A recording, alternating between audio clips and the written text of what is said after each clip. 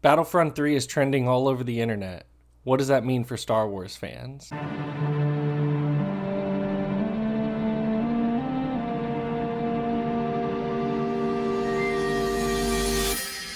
Bright Suns, everybody, Batuuboii here, and Battlefront is back. If you've kind of been living under a rock or have not been really following Star Wars discourse all over the internet right now, one of the number one trending topics right now after we had finished Andor is hashtag make Battlefront 3. Obviously, we're talking about the multiplayer game Star Wars Battlefront, not the early 2000s one, but the collaboration from EA and DICE that came out with Battlefront again in 2015 that left a lot of people just very lukewarm and mediocre. It kind of had the feeling of the original Battlefront, but lacked a single player campaign, lacked any sort of diversity in terms of the characters used. It was a lot of just the Empire and Stormtroopers. We saw a very big lack of getting to actually use the characters you want to play as, like Darth Vader or Anakin or Obi-Wan Kenobi or anybody like that you saw in the old game. So Battlefront 2 came out and it was very promising. From the trailers, we got a whole new campaign taking place immediately after Return of the Jedi. We got more starships, we got more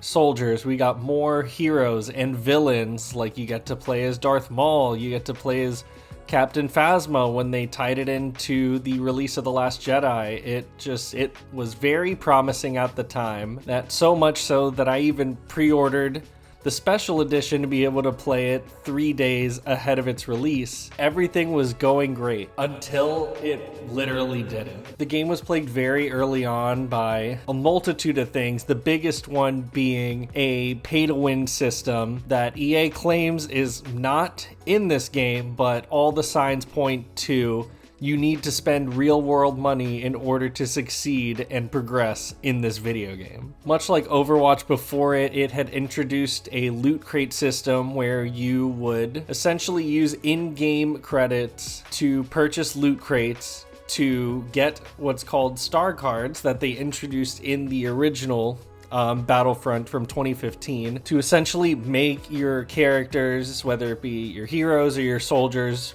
better with health upgrades, weapon upgrades, all those sorts of things. And they would rank from common to the best one being epic. Players were able to essentially get these loot crates either through grinding extremely hard and almost to like impossible levels, or just pay real world money and buy a bunch of loot crates and hope that you get an epic card to put towards your character. And obviously this ticked a lot of players off from the game, even so much as getting headlines just outside of the gaming industry. There were certain legislations that were looking to actually ban the game as they believed that it was promoting behaviors of gambling, essentially just putting money down so you can hope to get the cards that you want in order to beat everyone else in the game. Another thing that plagued it is that obviously you introduce these heroes and villains and they place them behind a paywall, a steep paywall by the way, to be able to obtain them. The biggest example being Darth Vader was worth 60,000 in-game credits, and to be able to gain those credits you had to play the game, equated to just an almost near impossible task just to play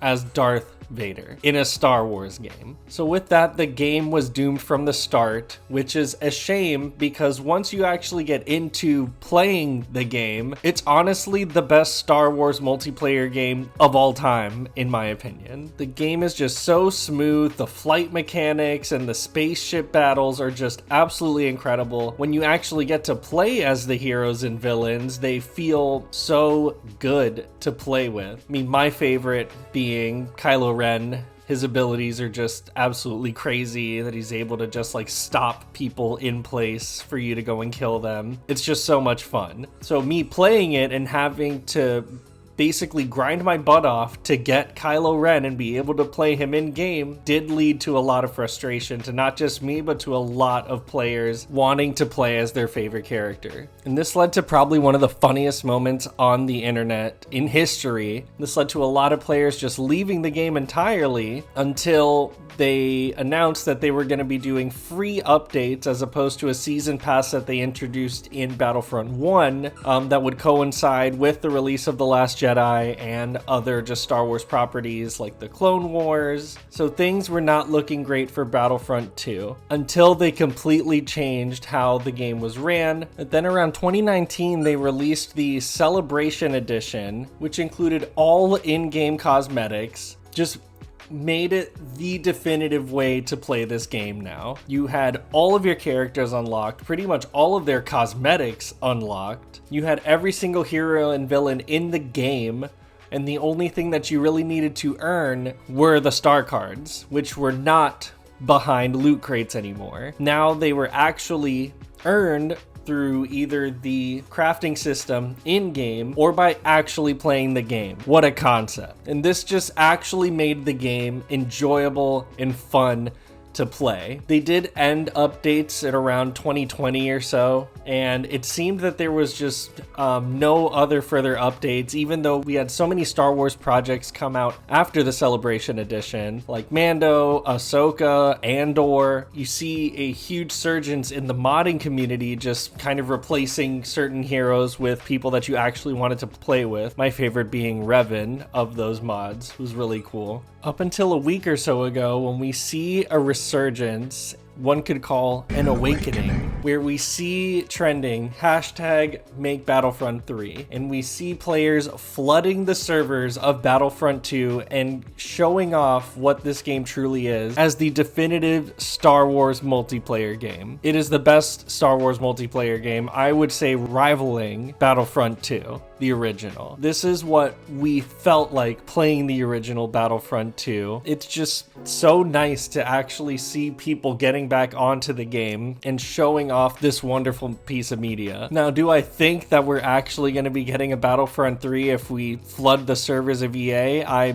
don't think so. They're going to be too busy making money off of like FIFA or EA College Sports or even their own like Battlefield games, which are not doing so hot right now. But I just love this surgence in the community. And I'm definitely replaying all of Battlefront 2 again, maybe even the campaign, which was honestly really fun. But I'm hoping this does give some attention to EA and seeing that there is a franchise that people want to play. Despite how high the licensing fees might be, I honestly think that it would be worth it. If a Battlefront 3 was announced tomorrow, I would be pre-ordering it immediately, just like I did the last one, hoping that EA learned their lesson this time. But let me know what you think down below. What do you think of Battlefront 2? Are you hoping for a Battlefront 3 someday in the future? And are you going to be hopping on Saturday, joining your brothers in the fight for the rebellion or for the Empire or for the Separatists or for whoever you want to play as? Because honestly, this game is for everybody. But let me know what you think, and until next time, till Aspire, my friends.